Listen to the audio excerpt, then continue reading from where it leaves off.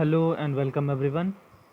In this chapter we are going to discuss about subnetting based on a requirement of network itself. Okay, so in our previous videos we have discussed about that how you can perform this subnetting based on the requirement of host. Now we will see how to do based on requirement of network itself. Okay, so let's take an example for one of the class and do the classification for the same. So I'll take the example for class C only, and the IP address range as 192.168.1.0/24, and this is one of the class C full IP addresses, or you can say class full IP addresses that you have, and it is just a single network, right? Now, what I will have to do is consider I'm having three different departments. Like, let's say we have the Cisco department. In Cisco, there are different, categories are given here. Okay, for example, I will have to assign the IP addresses for CCNA department, and then CCNP department, and then CCIE department. So it's all about I will have to assign the IP addresses for these three departments from this range itself. But I will have to make sure these three departments should not communicate to each other. They have to be now independent. It's like it has to be separate, it has to be separate. They should not communicate to each other here. So normally when you go ahead and assign the IP addresses from this particular range to this Cisco department, all can communicate to each other. But I want to break down this based on this only. So it's all about I will have to break down this single network into three different network here. Fine. So let's move ahead and do that. Just a quick add on to this. So the requirement of network is 3. This is what our requirement. Make sure you need to remember this. Now after this I will do one more thing so that it becomes easier for our calculation as well. Since we have already done that, if I do, you can understand. See, it's all about this one, like the values 2 power 1, 2 power zeros, the values which we was following yesterday. 2 power 2, 2 power 3, 2 power 4, 5, 6, 7. So write down the values. Here it is 1, 2, 4, 8, 16, 32, 64, 128. This is what the values, correct? Now let's move ahead. Say this. So come back to our actual calculation here. It's all about the requirement of network is 3. So what is the formula? If you remember, it is all about 2 power n greater than or equal to requirement. This is our formula for the calculation now.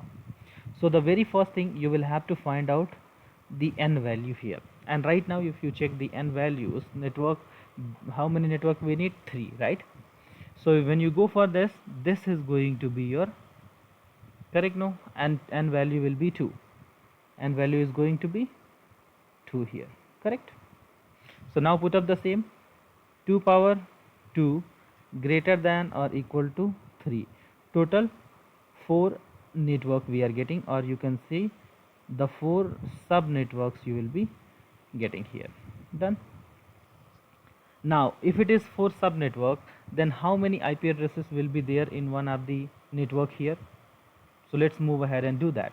So first of all, what you will have to perform now, you will have to go ahead and do quick changes in this. It's like, first of all you will have to write down the octet format for class C IP addresses. Octet format, if you remember, for class C the octet format was network, network, network and host, correct? No, and host. So what I will do right now is I will go ahead and convert this particular host into the binaries. For sure you must be knowing it. It's all about in network bits 8 ones will be there, 1 1 1 1, then 1 1 1 1 1 1 1 1 will be there. It's like here 8 ones will be there, 8 ones will be there, 8 ones will be there, correct? Here 8 zeros will be there. It's like 1 2 3 4, 1 2 3 4, correct? No, I have converted this. Now, right now what we are trying to do is we are trying to convert how many bits as network bits here? 2 more, right? This is 8 bits as network, 8 bits as network, 8 bits as network. 2 more bits we are converting, right? So always remember, whenever you are borrowing the bits for the host, for the requirement of host, you will have to borrow the bits like this in this direction for host, and if you are doing for network you will have to borrow like this for networks. So that's what I'm going to do here. As network, I am converting this first and second bits into network bits, and the value will be for this as now network bits. Rest of all, this is going to call as the host bit. Right now if you see, host bits is 6, correct? No, the number of host bits is 6. Now put up, to calculate total number of IP addresses in per subnet, you will have to follow this formula. Now the formula is 2 power h minus 2. Now put up the h value here, 2 power 6 minus 2, and it is going to be your 62 host per subnet. This will be your actual IP addresses. So right now we have divided our one network into 3 different network, and in one subnetwork you will be having around 62 hosts per subnet. Now we will have to calculate the subnet mask, the customized subnet mask, and then we will have to write down the ranges now. So first of all, let me do a quick changes here. Just give me a moment. Say this. So the very first thing what I am going to do is I will calculate the customized subnet mask. Fine. So first of all, write down the default subnet mask here.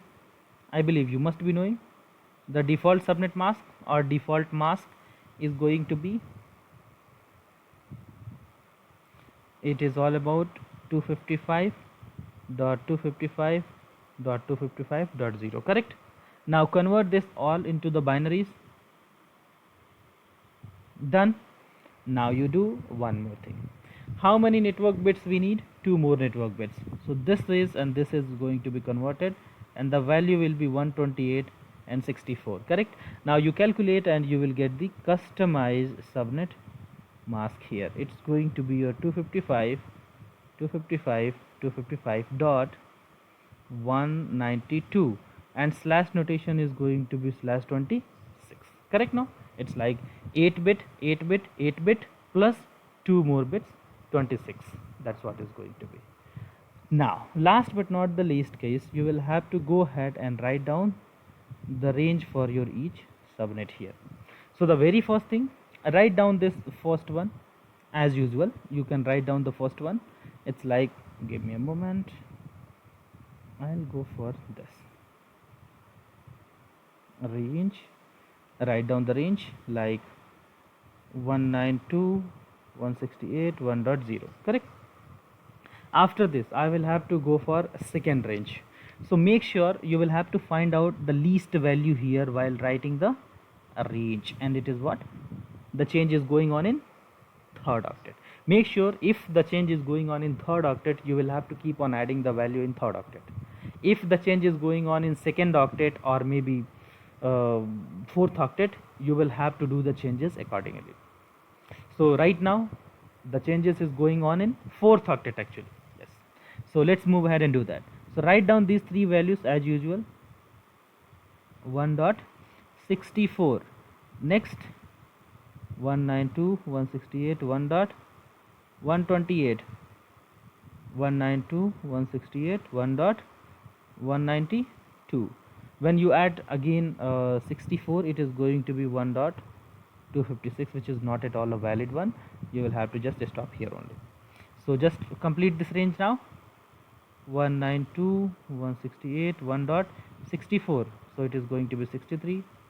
192.168 1.127, 192.168 1.191. Here it's going to be your 192.168 1.255, correct? No, this is what the 4 different sub network you have got. Based on this only you have got this 4 subnetwork, correct? Now, just go ahead and calculate the number of IP addresses whether you are getting or not. So how can you calculate that one? See, so you can go ahead and take this first range and do that. See, it is all about 192.168.1.0 slash 26. This is the representation for the same. So write down the range for this 1.0, correct? Then 192.168.1.1, like this it will be keep on going up to 1.1.63 till this it will be keep on going. And now this is going to be your network ID, this is going to be your broadcast ID, in between your valid host will be there. Fine. So 0 to till 63, total 64, minus you will have to do it for network and broadcast. 2 IP addresses will be reserved. So 62 IP addresses will be useful from here, correct? So this is how will you be able to calculate based on the requirement of your host now, network now. Now just to highlight one more point here, as we discussed, like we'll have to assign this range for different department, correct? No? So let's say the first one I can assign to my CCNA department, this I can assign to my CCNP department, this I can assign to my CCIE department. Simple. And each and every subnets are now independent and they will not communicate to each other by default here. So this is one of the best methods to go ahead and perform this particular subnetting, as based on the requirement of network as well. So that's it for this lecture. We will see you in the next lecture with some more advanced topic. Thank you.